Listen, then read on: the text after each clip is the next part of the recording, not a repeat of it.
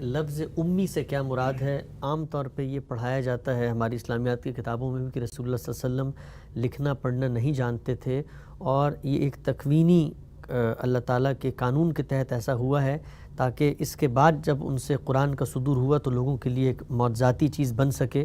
تو لفظ امی سے کیا مراد ہے؟ رسالت مآب صلی اللہ علیہ وسلم اگر لکھنا پڑھنا نہیں جانتے تھے تو کیا خدا نے کوئی خاص اہتمام کیا تھا؟ اس کی حقیقت کیا ہے؟ یہ دونوں الگ الگ باتیں ہیں۔ رسول اللہ صلی اللہ علیہ وسلم لکھنا پڑھنا نہیں جانتے تھے، یہ بات قرآن میں بیان ہوئی ہے۔ جو لوگ یہ کہتے ہیں کہ بعد میں آپ نے سیکھ لیا، وہ بھی قرآن کی اس آیت کے بعد ہی کی بات کرتے ہیں۔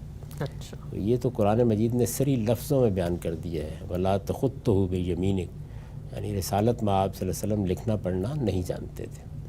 اور لکھنا پڑھنا نہ جاننا بھی، اور اس سے پہلے کسی ارتقائی عمل کو بھی ہم مفقود دیکھتے ہیں آپ کی ذات میں، اس کو خود قرآن مجید نے دلیل کے طور پر پیش کیا ہے۔ یہ کہا ہے کہ لبثت فیکم عمرہ، میں تمہارے درمیان ایک عرصہ گزار چکا ہوں، تم جانتے ہو کہ میں کوئی لکھنے پڑھنے والا، میں کوئی شاعری کرنے والا، میں کوئی ادیبانہ گفتگویں کرنے والا، میں کسی خاص علم و فن کا اظہار کرنے والا آدمی کبھی نہیں رہا۔ یہ تو اللہ تعالیٰ نے مجھ پر یہ عنایت کی ہے اور مجھے اس منصب پر کھڑا کر دیا ہے۔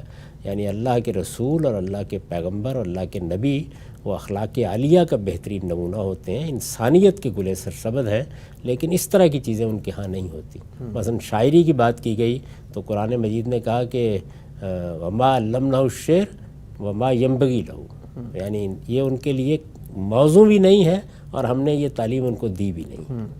تو اس وجہ سے یہ بات الگ سے بیان ہوئی ہے۔ امی تو در حقیقت قریش کو یا بنی اسماعیل کو اہل کتاب کہتے تھے اور سب کو کہتے تھے۔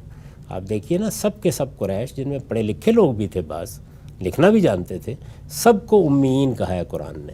یہ در حقیقت اہل کتاب نے ان کے لیے ایک تحقیر کا لفظ ایجاد کیا اصلاً، کہ ہمارے پاس کتابیں بھی ہیں، اللہ کی کتابیں، ہمارے پاس انبیاء بھی ہیں، ایک بڑی رچ ٹریڈیشن ہم رکھتے ہیں نبیوں کی تعلیمات کی، اور تم لوگ 2000 سال سے اس سے محروم ہو۔